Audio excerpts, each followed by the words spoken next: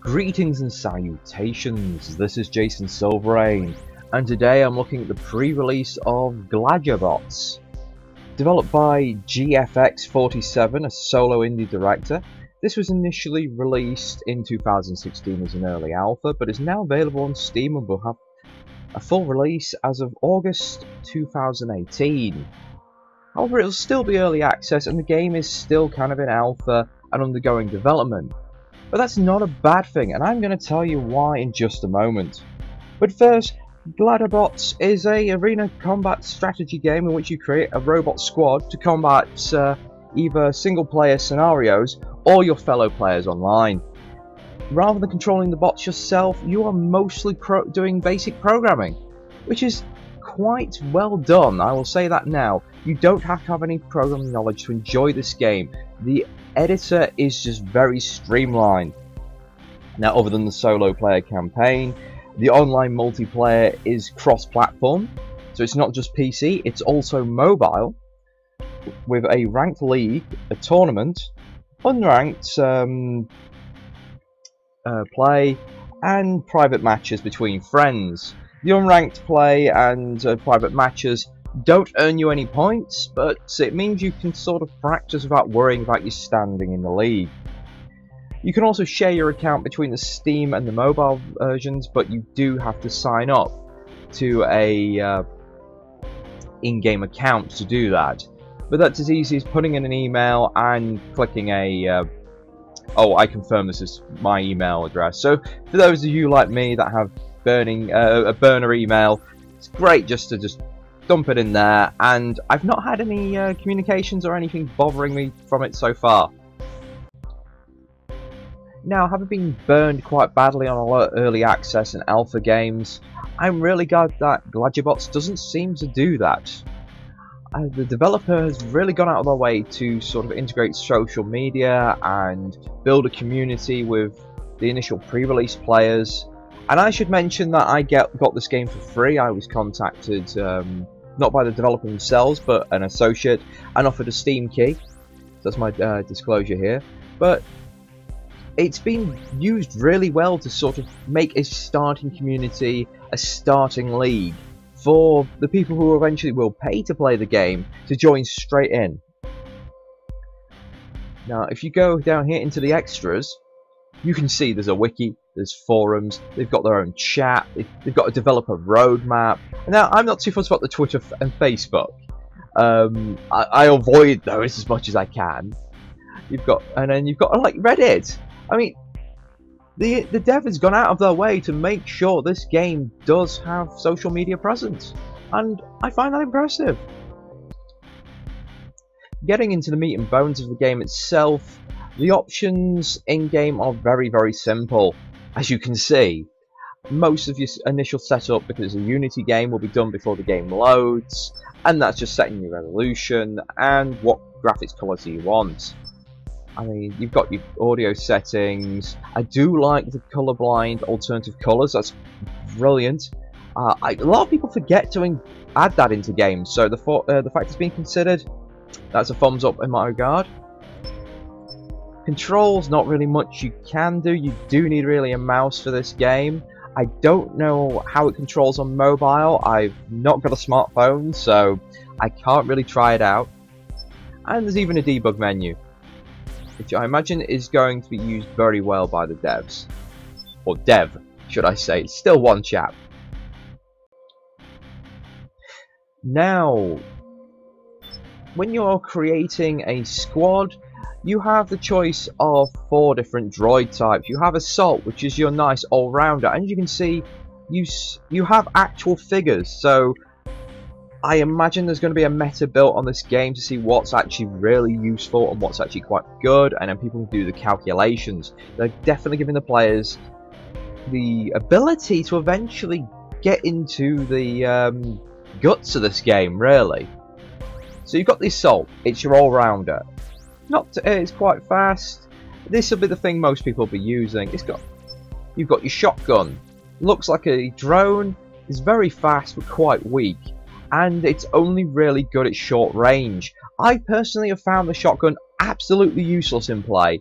It's just too weak and cannot get stuck in, and suffers badly from a lot of, well, if it gets concentrated fire on it, it dies. Simple as that. I've tried making it a sort of a hitman class, to sort of getting close to those objective carriers or the snipers, and it just doesn't survive. But I have seen some good use made of this with abusing the AI, and I'll come into that a bit more later. The machine gun, your mobile turret, this is your big tank. This guy will just destroy anything that he comes up against one-on-one, but he's very slow, and he has quite a bit of setup time. Short range is best, but I often have him like starting the firing from long range, and just use him as literally the mobile artillery turret. He just kicks out so much firepower that he's great for just chipping away at the enemies as they're incoming. And possibly my favourite class and design is the sniper. Now, I like the long range precision, but the sniper's best trait is, well, it's slow, and whilst it has quite a long setup time before it attacks, it's 100% accuracy no matter what the range. It never misses. Doesn't matter. You'd think that it, for balance reasons, it'd have 100% long range, maybe 95% medium range, and then a really poor short range accuracy. But this is why I found the shotgun counter to be absolutely useless, because by the time the shotgun's got in close, he's been shot 3 times and blown up, because the thing does so much damage. But yeah, that's your actual classes, your 4-man squad, 4 different types of droid. Then you have skins. Now, this is one thing that does irk me. The developer has stated in their roadmap for development that they're going to be putting more skins in the game. But your default skin, the only one you can access without doing anything, is grey. Come on, man, you could have given us the basic colours for free. That would have been fine. You know, maybe these ones with the little highlights, yeah, they would have been the 100 pointers, and you would have given us, I mean, why is there 2 blues?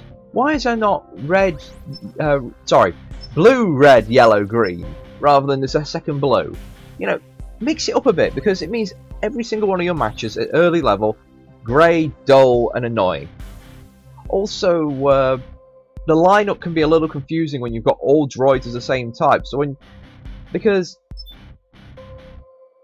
as you see here, it tells you what AIs you've attached to these. But to say I had all assaults, I mean, this one's not. They seem to have a set position on the battlefield, but it's not always clear where they start. Certainly not for a new player, anyway. And yes, you can make AIs in the AI editor, and then just click and accept the one you want, and you can always just review the AIs you've created down here to see what's most useful for you at the time.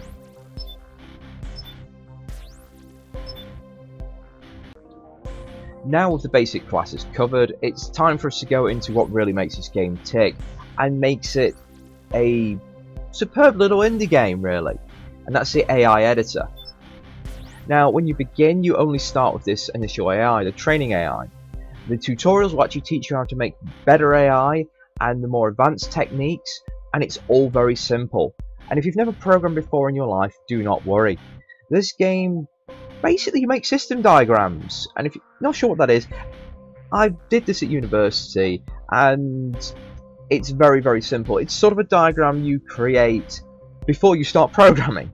It's sort of how you figure out what you want your program to do, and all the AIs seem to be based on these system diagrams. Now, you have these ovals, which are a condition, and squares are your action. So it's all that very simple. As you can see, what my training AI does at the start is, if I'm below 25% shields, I flee from the closest enemy. If I'm carrying a resource, I deliver it to my nearest base. If or attack the closest enemy, it's short range or medium range, and catch the closest resource. Basically go after the nearest, capture the flag, and grab it. And all of these have a priority, starting from left to right. So as long as you have what you want your droids to do the most on the left going across, you're fine. So you don't have to fiddle around going through like, alright, tag this one, tag that one 2, tag that one 3, so on. It's already just designed in the visual aspects, which is very nice. And just to go through on this training AI again, there's no advance towards the enemy command. So what this would do was your AI would march towards the nearest resource after checking none of these can be fulfilled. So it's like, oh, I'm on full shields, I'm not carrying a resource, there's no enemies within medium or short range, so I'll walk towards the nearest resource to claim it. And then it'll keep checking these from left to right until either you walk close to an enemy and then you start attacking, or you pick up a resource. Oops. And then it would go, alright, I'm carrying a resource, my priority is to go back to my base. And there we go, it's really simple. And editing these is also very simple. Now, let's go on this one. You have your target, which can be yourself, an ally, enemy, a resource, allied base, enemy base. Oops. And then there's your conditions. So you just select. Okay, I don't want it at 25%. If I'm between 50 and 25%, and or below 25% to 0. So as soon as I go below 50% shields, I start retreating. It's that simple. Or if say with this, I can easily go, well, I want to attack at long range as well. Or even I'll start shooting at them from the out of range. So I just could go, well, I want to shoot. Yeah, this would go shoot at the closest enemy, even for out of range, and that means your droid's already set up and firing away at the enemy, which is actually not bad for a sniper build, because snipers take a very long time to set up, and I've seen that one being used quite a lot. But I hope this just goes to show that this AI programming should not be something to be scared of. Also, a very nice thing is, when you make these programs, you can just go, well, I'm going to duplicate that. There we go, I've got my other one, and I've got that one nice and safe, and I can just toy around with it. And you might notice this one at retreat -25 just here, which looks a bit different from everything. That is actually another program I've set up, which is just the when below 25% shields retreat. I got sick of putting it in everything. I had it called upon as a subroutine, and thus you can make very complex programs without taking up lots of space. And then you have these splitters where it's like, well, I want it to check that, and then I want it to go to this, and then check one of these three, or do this one. So this is my turret. So what it would do is it below 25% health? Well, shields, sorry. No. Then go here. Was it one of these? Is attack, and I've gone attack the closest enemy that has the lowest health and shield combinations at these ranges. Alright. Alternatively, attack the closest enemy that has a resource if all the enemies have the same health. And then finally, just attack the enemy. And if it's like, oh, there's no enemies in range, then it marches towards the enemy. And finally, when there's no enemies at all, and these won't be triggered, I go over here, and it's catch resource and carry resource back to base. And as you can see, that is a relatively simple AI. I mean, I could have done this in just subroutines and just gone subroutine 1, subroutine 2, subroutine 3, and I really do see this game eventually developing some very, very complex AIs in the leagues and tournaments. You can go as simple as you want, you can go as complex, and that learning curve is going to be what keeps this game going. Now, I do see in 2 or 3 years' time that there'll probably be some, well, optimizations, but if something becomes too popular, eventually there'll be a counterplay to it, and then things will change, and I think it will rotate between certain counterplays, so you'll have probably maybe your team set up in one way or another. That's probably the only thing that's probably going to affect the lifespan of this game. But other than that, brilliant. And it's so simple that the dev could just keep slapping in extra Oops, sorry, wrong one. Extra campaigns in. I mean, it's got 10 chapters. And each of these have like collections of stages. And if you get stuck on a stage, you can sort of bypass it as long as you can do the next stage along. Now, but already by stage 2, I'm having issues.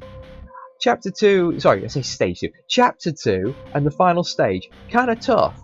Because I'm coming against quite a aggressive AI.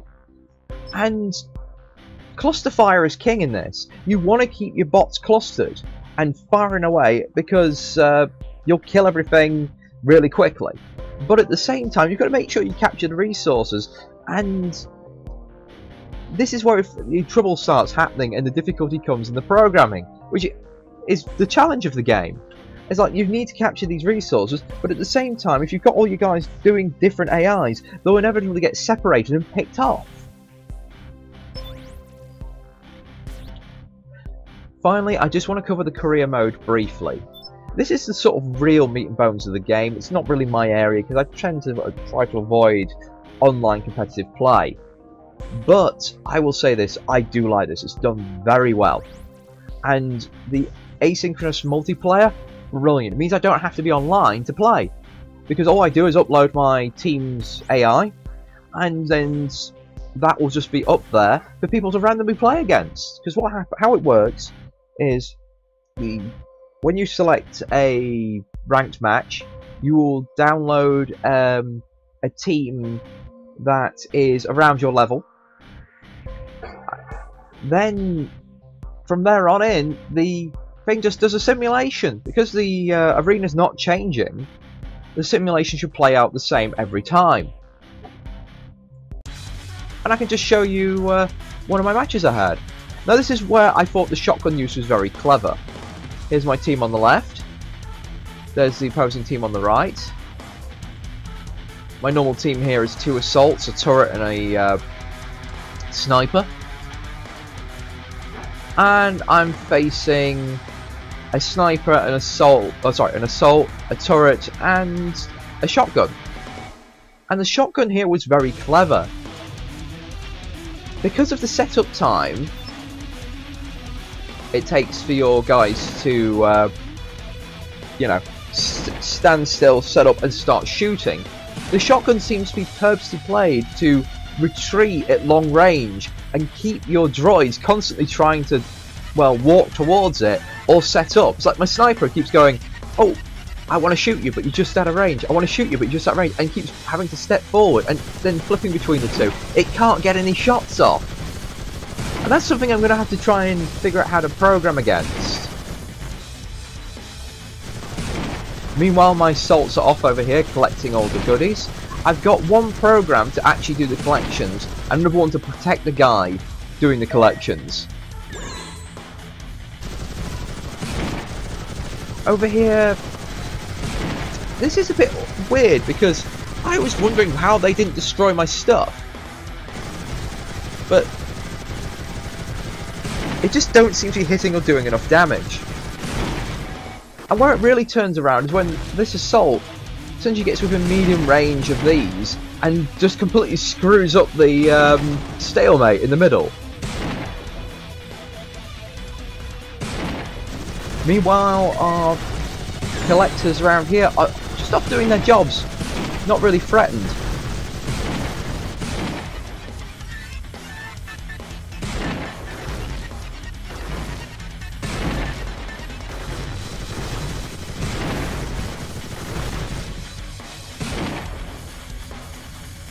And again, this shotgun is a pain. It just keeps screwing up everything. It's really messing with the targeting AI. But I win by collections.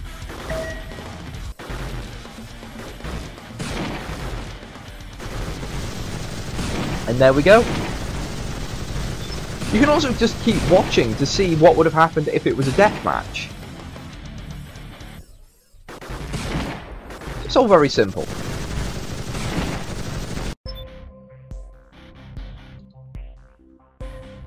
Now, if I do have any complaint about the game so far, other than the skins, it would have to be the music. The music, very thematic, works with the game. However, it sounds like there's only 1 or 2 tracks, And after playing this for 2 hours, pretty much straight, driving me up the wall. I was like, come on, we need some more music.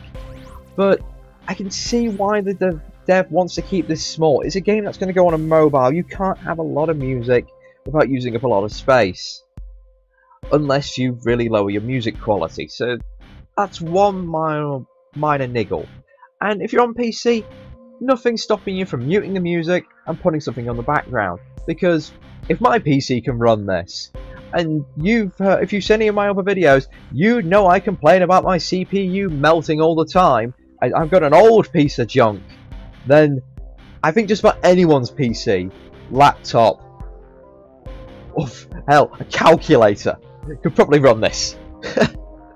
So yeah, Gladiabots. Awkward to say, but other than that, very good game.